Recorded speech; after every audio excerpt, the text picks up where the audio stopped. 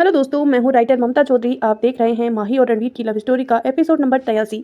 I hope आपको ये series पसंद आए। अगर पसंद आए तो वीडियो को लाइक करना और चैनल पर न्यू है तो सब्सक्राइब करके नोटिफिकेशन ऑन कर लेना, ताकि जब भी मैं वीडियो डालूँ आपको तुरंत नोटिफिकेशन मिले। अभी तक कहानी में हमने देखा था कि अनिरुद्ध ने हमेशा से यही सपना देखा था कि जब भी सुबह उसकी आंखें खुली तो उसके सामने उसकी सनाया हो, जो उसकी बाहों में सुकून से सो रही हो। और आज जैसे अनिरुद्ध का सपना सच हुआ था, उसने झुककर सनाया के माथे को चूम लिया। सनाया अभी भी गहरी नींद में थी, शायद दवाई के असर से या कुछ सुकून की वजह से, क्योंकि सनाया कई सालों से अकेली थी। उसके पास ऐसा कोई नहीं था जिसकी बाहों में वह खुद को महफूज महसूस कर सके। वो जी तो रही थी, पर सिर्फ अपने बेटे के लिए, लेकिन अपने लिए जीना तो वो जैसे भूल ही गई थी। डैनियल के जाने के बाद उसकी सारी इच्छाएं जैसे उसके साथ ही चली गई थी। इससे पहले कि सनाया की नींद खुलती, अनिरुद्ध बेड से उठ गया। वह नहीं चाहता था कि सनाया को पता चले कि वो सारी रात अनिरुद्ध की बाहों में ही सोई थी, इसीलिए अनिरुद्ध उसे जागने से पहले ही बाहर चला गया। इतना हमने कल सुना था, अब आगे। सनाया की नींद सुबह खुली तो वो अंगड़ाई लेकर बेड पर उठकर बैठ गई। उसे कल रात की बात याद आ रही थी कि कैसे अनिरुद्ध ने पूरे दिन उसकी केयर की थी, और रात में वो अनिरुद्ध के सीने से लगी रो रही थी। अनिरुद्ध का उसका सिर हिलाना, ये सब याद करके सनाया को वो दिन याद आ गया जब अनिरुद्ध ऐसे ही उसकी केयर किया करता था। ये सब याद कर सनाया के होठों पर एक प्यारी सी स्माइल आ गई। उसने मन ही मन कहा, अनिरुद्ध चाहे मेरे सामने कितना भी बुरा बनने की कोशिश करे, उसके दिल में अच्छाइयाँ आज भी जिंदा हैं। लेकिन तभी सनाया को एक झटका सा लगा। उसे याद आया, कल वो अनिरुद्ध के सीने से लगी हुई रोते रोते ही सो गई थी। तो क्या कल वो दोनों एक ही बेड पर? सोचकर ही सनाया का दिमाग खराब होने लगा। उसने खुद से ही कहा, ओ नो, अनिरुद्ध कहीं कल रात का गलत मतलब ना ले, कहीं उसके मन में इस बात को लेकर किसी तरह की उम्मीद ना जाग जाए। मुझे उससे बात करनी होगी ताकि कल रात की सारी बातें क्लियर कर सकूं। सोचकर सनाया बेड से उठी और वॉशरूम की तरफ बढ़ गई। इंदौर में हजारों किलोमीटर दूर एक सुनसान आइलैंड, जो पूरे घने जंगल से ढका हुआ था और चारों तरफ से समुद्र से घिरा हुआ था। इस घने जंगल के बीचों बीच बना हुआ एक काफ़ी बड़ा मेंशन, जो दिखने में काफ़ी बड़ा और डरावना था क्योंकि इसका कलर ब्लैक है। इस मैंसन के बड़े से हॉल ने एक बड़ी सी चेयर पर एक शख्स किसी किंग की तरह बैठा हुआ था। उसके आसपास दो लड़कियां ब्लैक कलर के शॉर्ट ड्रेस पहने हुए खड़ी थी। हॉल में काफ़ी अंधेरा छाया हुआ था, जो वहाँ के माहौल को और भी डरावना बना रहा था। उस अंधेरे में सिर्फ उस आदमी की डरावनी भूरी आंखें नजर आ रही थी, जिसमें काफ़ी गुस्सा भरा हुआ था। उसकी आंखें अपने सामने पर्स पर घुटनों के बल बैठे एक आदमी को घूर रही थी, जो अपना सिर झुकाए थर थर काँप रहा था। कुर्सी पर बैठे हुए शख्स ने अपने पास खड़ी लड़की से के सामने अपनी खाली गिलास किया। वो लड़की उसका इशारा समझ गई और उसके खाली गिलास में रेड वाइन डाल दी। उस शख्स ने वाइन का एक सिप लिया और अपनी डरा देने वाली आवाज़ में कहा, तुम्हें एक काम दिया था धीर, वो भी तुम नहीं कर पाए, जबकि इसमें तुम्हारा भी प्रॉफिट था। जी हाँ, ये धीर ही था जिसने इस मिस्टीरियस शख्स के हाथ मिलाया था ताकि ये दोनों मिलकर रणवीर का नामो निशान मिटा सके। धीर कांपती हुई आवाज़ में बोला, मुझे माफ़ कर दो, मुझे माफ़ कर दो डी मोम। हमने वेदांत राठौड़ को करीब करीब घेर लिया था। हमें लगा कि वो अपनी बीवी के साथ अकेला है तो हम आसानी से उसे किडनैप कर सकते हैं और उसके जरिए रणवीर पर काबू पा सकते हैं। लेकिन पता नहीं कैसे वहाँ रणवीर और उसकी फोर्स पहुँच गई और उन्होंने हमारा सारा प्लान फेल कर दिया। धीर के सामने सोफे पर बैठे हुए शख्स अंडरवर्ल्ड की दुनिया में डीमोन के नाम से जाना जाता था। इसका असली नाम और पहचान कोई नहीं जानता था। डेविल आर के यानी कि रणवीर रॉय कपूर के बाद अगर किसी का इस काली दुनिया में दबदबा था तो वो डी-मैन का था। पर आज तक किसी ने भी इसका चेहरा नहीं देखा था। पर इसके बारे में एक बात मशहूर थी कि ये अपने नाम की तरह सच में एक डी-मैन था। इसकी क्रूरता के चर्चे अक्सर सुनने को मिल जाते थे, इसीलिए बड़े से बड़ा माफिया, ड्रगर डीलर, अंडरवर्ल्ड से जुड़ा हर आदमी इससे उलझने से डरता है, सिवाय रणवीर के। रणवीर जो इस काली दुनिया में डेविल आरके के नाम से मशहूर था। रणवीर को अपनी फैमिली वालों के सामने फैमिली मेयर मैन और बिजनेस की दुनिया में एक सक्सेसफुल बिजनेस टाइकून के रूप में जाना जाता था। लेकिन इस काली दुनिया में उससे ज़्यादा खतरनाक और बेरहम कोई नहीं था। डेविल आरके ने कई बार डी मैन के इरादों पर पानी फेरा था, इसलिए डी मैन की हीटर्स लिस्ट में डेविल आरके का नाम सबसे ऊपर था। धीर की बात सुनकर डी मैन बड़े खतरनाक तरीके से मुस्कुराया और फिर उसकी तरफ खतरनाक नजरों से देखते हुए कहा, क्या तुम किसी छोटे बच्चे को किडनैप करने गए थे धीर? क्या तुम नहीं जानते कि वेदांत राठौड़ और रुद्र राय कपूर अपने भाई की तरह ही काफ़ी शातिर हैं? तुम्हें अपनी तैयारी अच्छे से करनी चाहिए थी, पर कोई बात नहीं, इस काम को अब मैं खुद अंजाम दूंगा। पर अब तुम मेरे किसी काम के नहीं रहे तो तुम्हें जाना होगा। डीमैन की बात सुनकर धीर ने सवालिया नज़रों से उसकी तरफ देखा। डीमैन ने अपनी बात पूरी करते हुए कहा, इस दुनिया से कहते हुए डीमैन शैतानों की तरह हंसने लगा। डीमैन की बात सुनकर धीर की आंखें डर से फैल गई। इससे पहले कि वो कुछ कह पाता, डीमैन के आदमी उसे घसीटते हुए अपने साथ ले गए। डीमैन ने वाइन का एक सिप लेते हुए कहा, डेविल आर के, आ रहा हूँ तुम्हारी ज़िंदगी में तूफान बनकर। देखना यह है कि तुम मुझे पहचान पाते हो क्या नहीं। बस गेम मेरा होगा और खेलने का तरीका भी मेरा। कहने के साथ ही वो किसी शैतान की तरह हंसने लगा। इंदौर। माही रणवीर के केबिन में अपने डेस्क पर बैठी हुई अपने लैपटॉप पर कुछ काम कर रही थी। बीच बीच में उसकी नज़र रणवीर की तरफ जा रही थी, जो उसे काफ़ी देर से एक विनिंग स्माइल के साथ देख रहा था। माही को उसकी नज़रें परेशान कर रही थी, क्योंकि उसके स्माइल के पीछे की वजह जानती थी। कुछ देर बाद माही ने चिढ़ते हुए कहा, रणवीर तुम्हें कोई काम नहीं है क्या? कब से ऐसे देखे जा रहे हो? रणवीर ने अपनी फेस की स्माइल बड़ी करते हुए कहा, है ना, मुझे अभी तुम्हारे लिए ड्रेस भी सिलेक्ट करनी है। चलो एक काम करते हैं, दोनों मिलकर साथ में ऑनलाइन ड्रेस सिलेक्ट करते हैं। तुम उसकी कलर पसंद करना और मैं ये देखूंगा कि तुम उसमें कितनी हॉट लगोगी। माही को अब रणवीर पर बहुत गुस्सा आ रहा था। वो अपनी जगह से उठी और कुछ कहने ही वाली थी कि रणवीर ने एक बार फिर कहा, अच्छा तुम्हें ऑनलाइन नहीं खरीदना तो एक काम करते हैं, हम दोनों खुद खरीदने चलते हैं। तुम पहनकर मुझे दिखाना और मैं पसंद करूंगा। Yes, this is a good decision. अब माही गुस्से से चिल्लाई, रणवीर चुप हो जाओ। माही के चिल्लाने से रणवीर को अपनी एक कान में उंगली डालकर ऐसे रिएक्ट किया जैसे माही के चिल्लाने से उसे के कान के पर्दे फट जाएंगे। पर रणवीर भी उसे अच्छी तरह से परेशान करने के मूड में था। उसने अपने कंधे उचकाते हुए कहा, if you don't wait to go then no problem, I will call Sara. Ranveer phone में किसी का नंबर डायल करते की एक्टिंग करते हुए बोला। वो भी काफ़ी हॉट है तो उसकी चॉइस भी ऐसी होगी। उसे अच्छी तरह से पता होगा कि एक सेक्सी ड्रेस कहाँ अच्छी मिल सकती है। मैं उसके साथ ही चला जाऊंगा। सारा का नाम सुनकर तो माही पागल ही हो गई। वो भागते हुए रणवीर के पास आई और उसके हाथ से फ़ोन छीनते हुए बोली, तुम सारा को क्यों बुला रहे हो और वो भला क्यों जाएगी तुम्हारे साथ? रणवीर ने कहा, अब तुम मेरे साथ जाना नहीं चाहती तो मैं उसी के साथ जाऊँगा ना। फिर एक फेक स्माइल के साथ, फिर वो मुझे सारी hot and sexy dress try करके भी तो दिखाएगी ना। फिर जिसमें वो मुझे सबसे ज़्यादा सेक्सी नजर आएगी उसी ड्रेस को मैं तुम्हारे लिए ले लूँगा। माही अब रणवीर को गुस्से से घोर रही थी। तुम उसे ऐसे कपड़ों में देखना चाहते हो रणवीर? माही को देखकर अब ऐसा लग रहा था जैसे वो अभी की अभी गुस्से में फट ही जाएगी। वहीं रणवीर की उसकी हालत देखकर बहुत हंसी आ रही थी। उसने अभी अपनी हंसी कंट्रोल करते हुए एक बार फिर कहा, अरे मैं तो तुम्हें तुम्हारे लिए ड्रेस खरीदना चाहता हूँ ना, उसके लिए थोड़ी। हाँ, अगर उसे भी कुछ ड्रेसेस पसंद आ जाती हैं तो मैं उसे भी गिफ्ट कर दूंगा। आखिर बेचारी मेरे साथ तुम्हारे लिए ड्रेस खरीदने जा रही है, थोड़ा बहुत बेनिफिट उसे भी तो होना चाहिए ना। रणवीर की बात सुनकर माही रुआसी हो गई।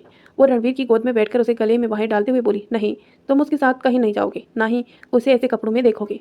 रणवीर को माही की ये अदा तो सबसे ज़्यादा पसंद थी, जब वो जलेसी फील करती थी और फिर उस पर अपना हक जताती थी। रणवीर भी अच्छी तरह से जानता था कि उसकी ये इनोसेंट बेबी उसे लेकर कितना पॉजिटिव है। रणवीर ने उसकी नेक पर अपनी अंगुलियां फिराते हुए कहा, तो तुम चाहती हो कि मैं उसके साथ ना जाऊं? हाँ। माही ने भी किसी छोटे से बच्चे की तरह अपना सिर हाँ में हिलाया, जिसे देखकर रणवीर के होठों पर स्माइल आ गई। उसने अपनी बात आगे बढ़ाते हुए कहा, ओके, पर मैं तो वैसे भी उसके साथ कहीं नहीं जाना चाहता। माही ने अब घूरते हुए कहा, पर तुम तो उसे फ़ोन करके बुलाने वाले थे ना। रणवीर ने माही की नोच पिंच करते हुए कहा, मेरे पास तो उसका नंबर ही नहीं है, तो उसे कॉल कैसे करता? माही अब गुस्सा होकर रणवीर की गोद में जैसे ही उठने लगी, रणवीर ने उसकी कमर को कसकर पकड़ लिया और अपने उसके बैग पर हाथ रखकर उसे अपने सीने से लगा लिया। माही भी चुपचाप उसके सीने से लग गई। काफ़ी देर तक माही कुछ देर तक तो ऐसे ही बैठी रही, फिर रणवीर के सीने से लगी हुई ही बोली, रणवीर एक बात पूछूं? रणवीर, जिसने अपनी आंखें बंद की हुई थी और अपना सिर चेयर पर पीछे की तरह टिकाया हुआ था, वो ऐसे ही आंखें बंद किए हुए बोला, पूछो। माही ने कहा, रणवीर तुम गुस्से में मेरे साथ फिर से वो सब तो नहीं करोगे ना? माही की बात सुनकर रणवीर ने अपनी आंखें खोली। वो माही की बात का मतलब समझ गया था। उसने माही के चेहरे की तरफ देखा जो थोड़ा उदास था। माही ने अपनी नज़रें उठाकर रणवीर की तरफ देखा और फिर अपनी बात आगे बढ़ाते हुए कहा, रणवीर पता है, कोरा का दिया हुआ दर्द शायद इसकी तकलीफ नहीं देता जितना उस इंसान का दिया हुआ दर्द देता है जिसे हम सबसे ज़्यादा। गैरों का दिया हुआ दर्द शायद इतनी तकलीफ नहीं देता जितनी उस इंसान का दिया हुआ दर्द देता है जिसे हम सबसे ज़्यादा प्यार करते हैं, जिस पर हम भरोसा करते हैं कि वो इंसान हमें कभी दर्द नहीं देगा, बल्कि वो तो हमें हर तकलीफ से बचाएगा। कहते हुए माही रोने लगी, क्योंकि शायद उस वक्त की तकलीफ याद आ गई थी उसे।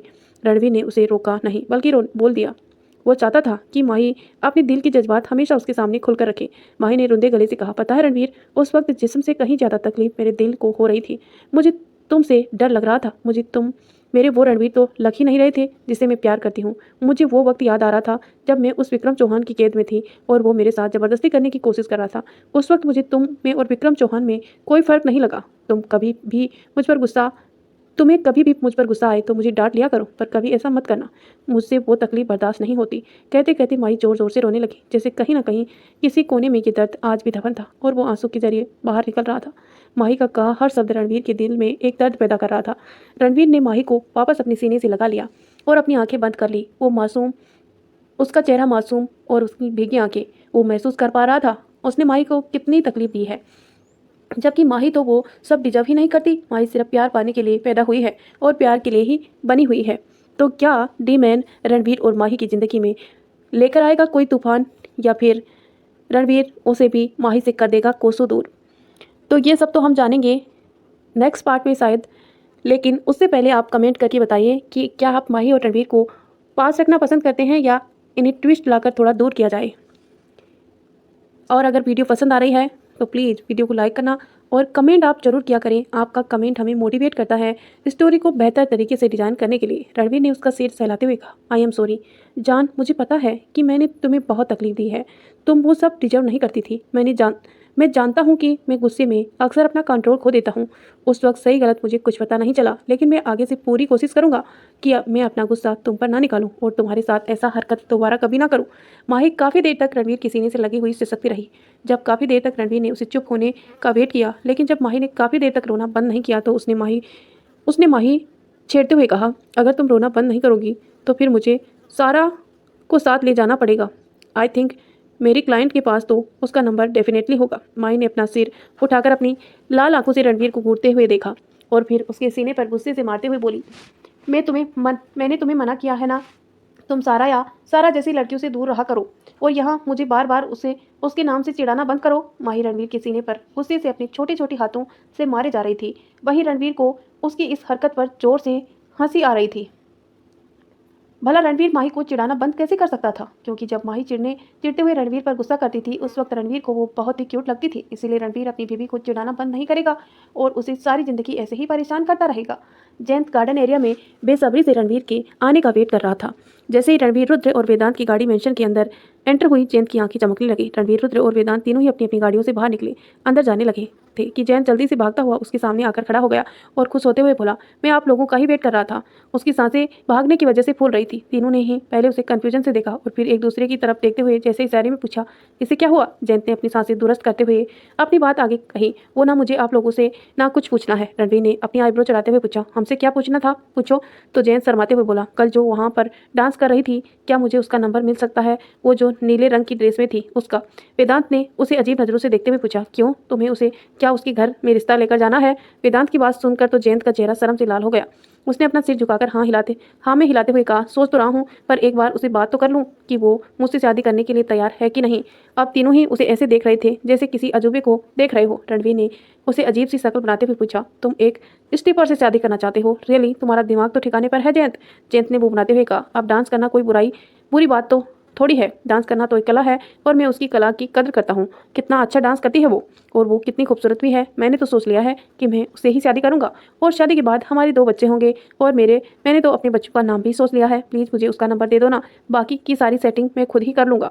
अब तीनों का मन कर रहा था या तो अपना सिर फोड़ दे या इस जयंत के बच्चे को ही तोड़ दे।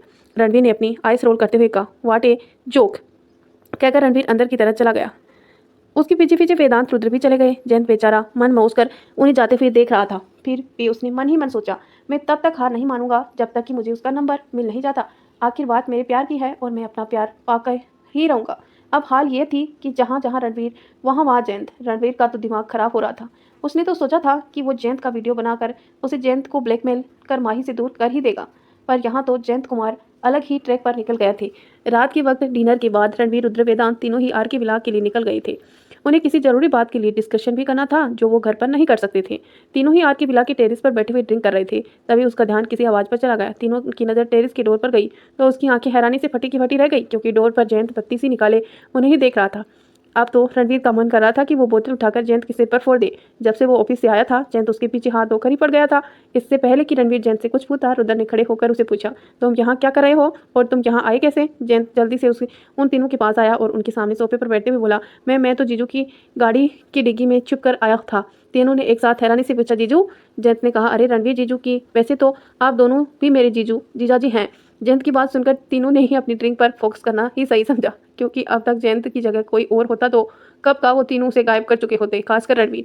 जयंत रणवीर की चापलूसी करते हुए बोला, जीजू मेरी माही। इससे पहले कि जयंत आगे कुछ कहता तभी रणवीर ने उसे घूर कर देखा। जयंत ने तुरंत बात बदलते हुए कहा, मेरा मतलब है कि माही मेरी दोस्त ही नहीं, बहन जैसी ही भी है। वो कितनी खुशनसीब है कि उसे आप जैसे प्यार करने वाले पति मिले। अब आप ही मुझे प्रेरणा दोगे। रुद्र ने ड्रिंक का एक सिप लेते हुए रणवीर से पूछा, रणवीर क्या प्रेरणा नाम की तुम्हारी कोई एम्प्लॉयर है क्या जो तुम इसे देने वाले हो? और कितनी लड़कियों पर नज़र रखेगा ये? इसे डांस बार वाली भी चाहिए और अब ये प्रेरणा भी चाहिए। जयंत ने उसकी बात सुनकर अपने कानों पर हाथ लगाते हुए कहा, राम राम राम, आप भी कैसी बातें करते हैं रुद्र जीजू? मैं तो प्रेरणा की बात कर रहा हूँ, मतलब इंस्पिरेशन वो मुझे रणवीर जीजू से ही मिलेगी कि अपनी बीबी को इतना सारा प्यार कैसे करना चाहिए। और मैं तो अपनी सोनपरी के लिए बहुत ही वफादार हूँ, उसके अलावा तो मैं किसी और के बारे में सोच भी नहीं सकता, कहकर जयंत लड़कियों की तरह शर्माने लगा और उसका चेहरा भी शर्म से लाल हो रहा था। रणवीर ने इरिटेट होते हुए पूछा, अब ये सोनपरी कौन है जयंत? जयंत ने ऐसे ही शर्माते हुए कहा, सोनपरी, अरे वही जिसे मुझे इश्क मोहब्बत प्यार सब कुछ हो चुका है। फिर खुश होते हुए रणवीर की तरफ देखते हुए बोला, एक काम करो जीजू, आप मेरा रिश्ता लेकर कल ही उसके घर चले जाइए। आखिर आप मेरे जीजू हैं तो आपका ही भी तो कुछ फर्ज बनता है ना, आप अपने साले के लिए। रणवीर ने उसे घूरते हुए देखा और फिर दांत पीसते हुए कहा, रिश्ता उसके घर लेकर जाऊं, लेकिन वो भी मैं? फिर गुस्से में अपने दांत पीसते हुए, अभी तुम्हारा रिश्ता पक्का करता हूं, तुम ऐसे नहीं मानोगे, कहकर रणवीर ने टेबल पर रखी बोतल उठाई और जैसे ही उसके सिर पर फोड़ने के लिए आगे बढ़ा, रुद्र और वेदांत ने जल्दी से उसको पकड़ लिया। रणवीर उसे छूटने की कोशिश करते हुए बोला, साले, तुम्हारा रिश्ता तो मैं करवाता हूँ, तब से मजनू बने डोल रहे हो, फिर तुम्हारे सिर से तो प्यार इश्क मोहब्बत का भूत तो मैं उतारता हूँ आज, जब से आया है जीना हराम करके रखा हुआ है। वेदांत ने उसके हाथ से बोतल छीन ली और उसे शांत कराते हुए बोला, रणवीर क्या करा है यार, मर जाएगा बेचारा, ये इश्क में पागल हो गया है, छोड़ दे उसे। जयंत बेचारा तो उछल कर सोफे पर घुटना मोड़ के सिकुड़ कर बैठा हुआ था। वो डरते हुए रणवीर को रुद्र रूप देख रहा था। उसने बड़ी मासूमियत से अपनी आंखें टिमटिमाते हुए रणवीर को देखा और कहा, जीजू मैंने ऐसा क्या गुनाह कर दिया? मैंने तो सिर्फ प्यार ही किया ना, और प्यार करना कोई गुनाह तो नहीं होता ना। रणवीर अपने गुस्से को शांत करने की कोशिश कर रहा था। उसका मन तो कर रहा था कि वो जयंत को उठाकर टेरिस से नीचे फेंक दे। उसने खुद को वेदांत और रुद्र को पकड़ से छुड़ाया और टेरिस की रेलिंग के पास आकर उसकी तरफ पीट करके खड़ा हो गया। वो अपने बालों में हाथ फेरता हुआ बोला, रुद्र इसे बोल अभी के अभी यहाँ से निकले, वरना आज ये मेरे हाथों से मारा ही जाएगा। रुद्र अभी भी उसे कुछ बोलने ही वाला था, जयंत सोफे से खड़ा हुआ और मुंह बनाते हुए बोला, ये जीजा और पुपा की तो आदत ही होती है कि शादी में मुंह फुलाकर ही रहने की। अभी तो आपके साले का रिश्ता भी पक्का नहीं हुआ और आपने अभी से नखरे दिखाने शुरू कर दिए। रणवीर का गुस्सा अब आउट ऑफ कंट्रोल हो रहा था। वो उसकी तरफ बढ़ते हुए बोला, ये ऐसे नहीं मानेगा, आज ये जरूर मरेगा मेरे हाथ से। इससे पहले कि रणवीर उस तक पहुंच पाता, वेदांत ने जल्दी से आकर रणवीर को पकड़ लिया और रुद्र जयंत का हाथ खींचते हुए उसे डोर की तरफ ले जाते हुए बोला, मेरे बाप बस कर, क्यों कुंवारा मरना चाहता है? तेरी सोनपरी शादी से पहले विधवा हो जाएगी, निकल यहाँ से अब। बेचारा जयंत भी रणवीर के गुस्से से डर गया था, इसीलिए इस वक्त उसने वहां से भागना ही सही समझा। जयंत जाने के बाद रणवीर सोफे पर बैठते हुए बोला, माही को ये नमूना ही मिला था अपना दोस्त बनाने के लिए। वेदांत को इस सारी सिचुएशन को याद कर एक बड़ी हंसी आ रही थी। वहीं रुद्र भी उसके साथ हंसते हंसते लोटपोट हो रहा था। वेदांत ने अपनी हंसी कंट्रोल करते हुए कहा, आज पहली बार किसी नमूने ने रणवीर और कपूर के नाक में दम करके दिया, नोटपैड। रुद्र ने उसे चिढ़ाते हुए कहा, वैसे रणवीर तू कब जा रहा है उसका रिश्ता लेकर उसकी सोनपरी के घर? रणवीर ने चिढ़ते हुए सोफे से कुशन उठाकर दोनों की तरफ फेंक कर मारा और कहा, तुम दोनों अपनी बकवास बंद करो, एक वो कम था जो अब तुम दोनों शुरू हो गए। तो दोस्तों, आगे की पार्ट बहुत ही ज़्यादा इमोशनल और रोमांटिक होने वाले हैं।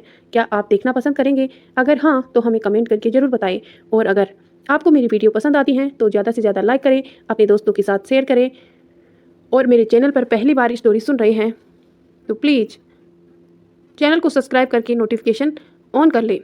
अनिरुद्ध के केबिन में सनाया बेसब्री से उसके आने का वेट कर रही थी। पूरा दिन अनिरुद्ध मीटिंग में बिजी था, इसलिए सनाया उसे कोई बात नहीं कर पाई। सुबह से शाम हो गई थी। पहले वो इस बात के लिए परेशान थी कि वो अनिरुद्ध से क्या बात करेगी और कैसे करेगी, पर अब तो वह इस बात से परेशान थी कि वो उससे कब बात कर पाएगी। सनाया सोफे पर बैठी हुई अपनी सोच में गुम थी, तभी केबिन का डोर ओपन हुआ और अनिरुद्ध अपने गले से टाई लूज करता हुआ अंदर आया। इस वक्त वो काफ़ी थका हुआ महसूस कर रहा था, क्योंकि आज का उसका पूरा दिन काफ़ी बिजी था।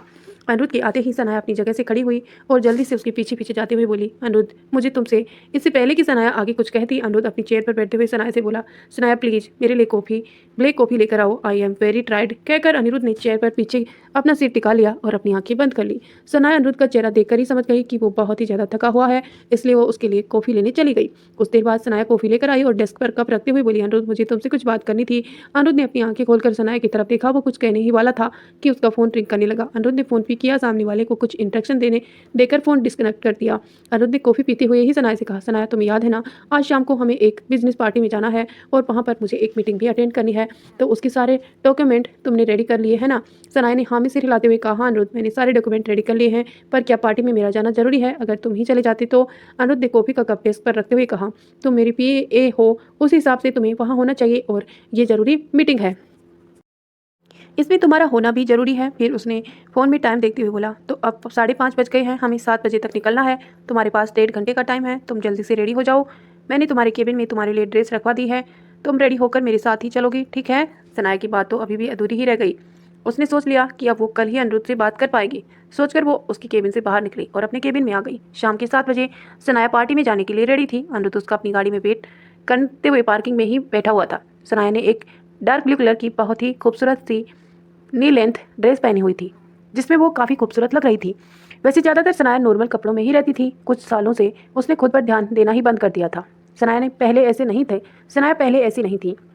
पहले उसके मेकअप करना, ड्रेस पहनना, पार्टी करना बहुत पसंद था और वो अपनी लुक पर भी काफ़ी ध्यान देती थी। लेकिन कुछ सालों में उसकी काफ़ी बदलाव हो गया था, जैसे उसके ये सारे शौक कहीं गुम हो चुके थे। सनाया को इतने सालों बाद इस लुक में देखकर अनिरुद्ध को फेस पर एक प्यारी सी स्माइल आ गई। अनिरुद्ध को अच्छे से पता था कि सनाया को डार्क ब्लू कलर बहुत पसंद है, इसीलिए उसने खुद ही ये ड्रेस उसके लिए पसंद की थी। अनिरुद्ध ने इस वक्त खुद एक नेवी ब्लू कलर की विथ वाइट शर्ट पहनी हुई थी, जिसमें वो काफ़ी अट्रैक्टिव लग रहा था। उसकी ड्रेसिंग पर्सनालिटी वेदांत से काफ़ी हद तक मैच होती थी, इसीलिए हर लड़की उसकी तरह आसानी से अट्रैक्ट हो जाती थी। सनाया अपने हाथ में फाइल संभालती हुई अनिरुद्ध की बगल वाली सीट पर आकर बैठ गई।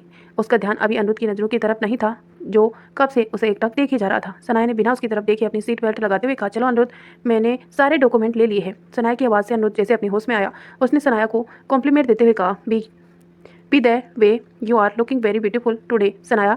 अनिरुद्ध की बात सुनकर सनाया की नज़रें खुद ब खुद अनिरुद्ध पर चली गई, जो उसकी नज़रों में उसे खुद के लिए तारीफ नजर आ रही थी। सनाया को पता ही नहीं चला कब उसके गाल शर्म से लाल हो गए। सनाया का से फेस देखकर अनिरुद्ध के होठों पर भी स्माइल आ गई। उसने सनाया को ज़्यादा परेशान न करते हुए गाड़ी स्टार्ट कर दी।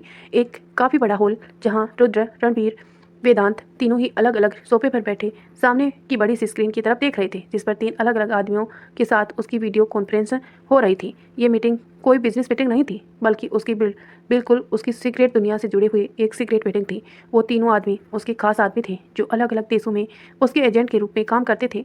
वहाँ भी सारी खबरें उन तक पहुँचाते थे। रणवीर, रुद्र और वेदांत तीनों के चेहरे पर एक अलग ही शक्ति नजर आ रही थी। उसमें से एक आदमी ने कहा, boss, D man has arrived in India. He is about to execute some big plan. उस आदमी की बात सुनकर जहां वेदांत और रुद्र के चेहरे पर थोड़ी परेशानी नजर आने लगी, वहीं रणवीर का चेहरा अभी एकदम एक्सप्रेशनलेस था। दूसरे आदमी ने कहा, we trained a lot but we could not find out this identity just now that he is planning a big conspiration again you guys. Ranveer ने अपनी सर्द आवाज में कहा, okay Max if you can anything more about him then inform us. कहकर रणवीर ने remote से screen of कर दी और रिमोट को वापस टेबल पर रख दिया। वेदांत खड़े होकर अपने बालों में हाथ फेरते हुए इरिटेट होकर बोला, आखिर हम उसका पता कैसे लगाएंगे? उसके बारे में हमें कुछ भी नॉलेज नहीं है। अब तो वो इंडिया आ रहा है, इसका मतलब तुम समझते हो ना रणवीर, वो हमारी फैमिली को भी टारगेट कर सकता है। रुद्र ने वेदांत की बातों का समर्थन करते हुए कहा, वेदांत सही कह रहा है रणवीर, वो हमारे ऐसा दुश्मन है जिसकी आज तक हमने शक्ल तक नहीं देखी।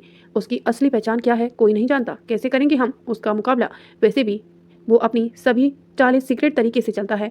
बात सिर्फ हमारी हो तो हमें कुछ फ़र्क नहीं पड़ता, लेकिन यहाँ बात हमारी फैमिली के सिक्योरिटी की भी है और हम कोई रिस्क नहीं ले सकते। दोनों की बात सुनकर रणवीर ने वेदांत और रुद्र से कहा, फिलहाल के लिए हमारी फैमिली की सिक्योरिटी बढ़ा दो और याद रहे, घर पर कोई भी मेंबर बिना सिक्योरिटी के बाहर नहीं जाए जब तक कि मामला सॉर्ट आउट नहीं हो जाता।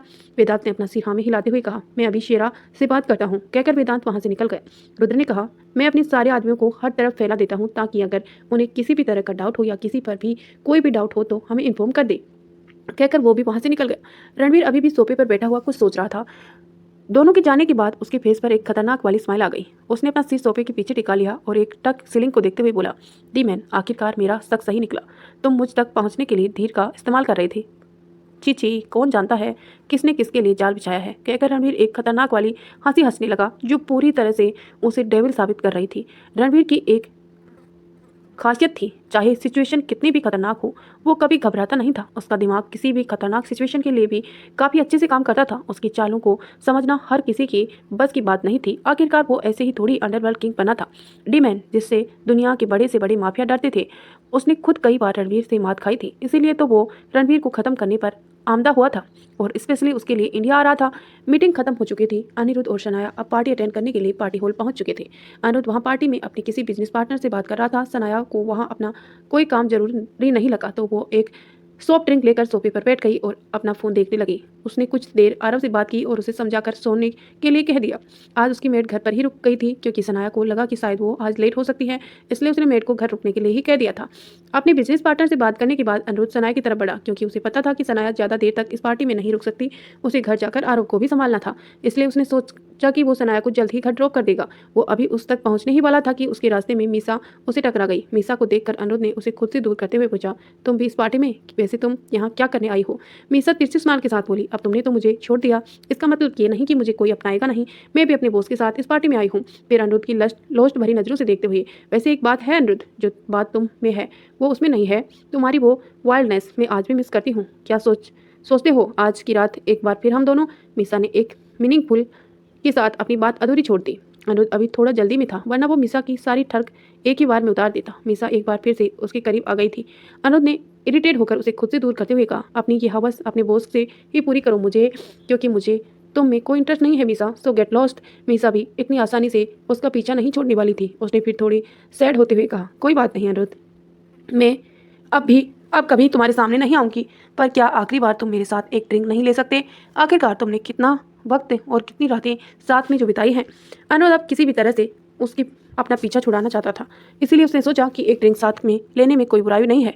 उसके बाद सनाया मीसा फिर उसका पीछा छोड़ देगी। अनिरुद्ध ने एक गहरी सांस लेते हुए कहा, ठीक है, सिर्फ एक ड्रिंक, उसके बाद तुम मुझे कभी अपनी शक्ल नहीं दिखाओगे। मीसा खुश होते हुए बोली, ठीक है, बस एक ड्रिंक, चलो मेरे साथ। कहकर मीसा उसका हाथ पकड़कर उसे बार काउंटर तक ले आई। उसने बारटेंडर को इशारा किया तो बारटेंडर ने एक एक ड्रिंक का गिलास दोनों की तरफ बढ़ा दिया। अनिरुद्ध ने ड्रिंक का गिलास लिया और उसे एक ही सांस में खत्म कर दिया। मीसा ने ड्रिंक करते हुए एक सातिर स्माइल के साथ अनिरुद्ध की तरफ देखा। अभी अनिरुद्ध वहां से जाने ही वाला था कि मीसा ने बड़ी सातिराना तरीके से अपनी ड्रिंक अनिरुद्ध के कपड़ों पर गिरा दी। अनिरुद्ध थोड़ा गुस्से में मीसा पर चिल्लाया, you did not, what have you done? Misa अपने कपड़ों को टिश्यू पेपर से साफ करते हुए बोली, ओ आई एम सॉरी, तुम एक काम करो, रूम में जाकर इसे साफ कर लो, मेरा रूम इसी होटल में बुक है। अनिरुद्ध ने उसे गुस्से से घूरते हुए कहा, तुम क्या मुझे पागल समझती हो जो मैं तुम्हारे रूम में जाऊंगा? I can even clean it by going to the washroom. कहकर अनिरुद्ध ने मीसा का हाथ झटका और वॉशरूम की तरफ बढ़ गया। मीसा ने एक कुटिल मुस्कान के साथ कहा, अनिरुद्ध बेबी, तुम्हें तो मेरे साथ मेरे रूम में चलना ही होगा, क्योंकि आज रात तुम्हें मेरी बहुत बहुत ज़रूरत पड़ने वाली है। तो दोस्तों, क्या मीसा का प्लान सक्सेस होने देगी हमारी सनाया, या फिर उसके साथ भी कुछ बवाल होने वाला है? ये सब जानेंगे हम थोड़ी देर में। उससे पहले आपने वीडियो को लाइक नहीं किया है, प्लीज़ वीडियो को लाइक कर दीजिए और चैनल पर नए हैं तो सब्सक्राइब करके नोटिफिकेशन ऑन कर लीजिए।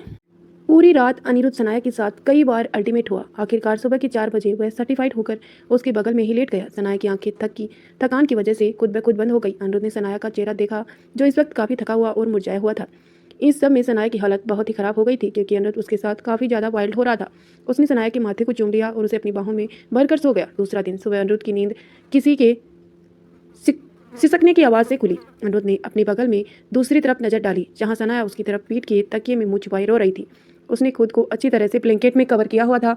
अनिरुद्ध को सनाया के रोने का कारण पता था। अनिरुद्ध को उसके लिए काफ़ी बुरा लग रहा था। अनिरुद्ध की आंखों में भी एक गिल्ट नजर आ रहा था क्योंकि वह जानता था कि वो सनाया के करीब उसकी मर्जी के बिना गया था और सनाया ने भी खुद को मजबूर होकर अनिरुद्ध के हवाले किया था, क्योंकि अल्टीमेशन के दौरान सनाया की आंखों में बहते आंसू अनिरुद्ध से छुपे नहीं थे। वो उसकी आंखों में एक दर्द देख पा रहा था। हाँ, कुछ दिनों पहले तक अनिरुद्ध सनाया को उसके किए की सजा देना चाहता था, लेकिन जब उसने महसूस किया कि सनाया खुद के कितने दर्द में है, तब कहीं ना कहीं उसके दिल में सनाया के लिए हमदर्दी बढ़ गई थी। ऐसा नहीं था कि अनिरुद्ध सनाया को पाना नहीं चाहता था, वो उसे पाना चाहता था। वो चाहता था कि सनाया भी उसके करीब रहे और हमेशा के लिए उसकी हो जाए, लेकिन बिना किसी की मर्जी के, खुद अपनी मर्जी से, बिना किसी मजबूरी के, बल्कि खुद अपनी मर्जी से। इसके लिए वो इंतजार करने के लिए भी तैयार था। अनिरुद्ध ने सनाया को पलट कर अपने सीने से लगा लिया और उसका सिर सहलाते हुए बोला, I am sorry but I am could not control my self. Sanaya काफ़ी देर तक उसके सीने से लगी सिसकती रही। जब वो कुछ शांत हुई तो उसे लगा अलग होते हुए अपनी नजरें झुकाए हुए बोली, हमें अब जाना होगा, मैं सारी रात घर नहीं जा पाई, आरा परेशान हो रहा होगा।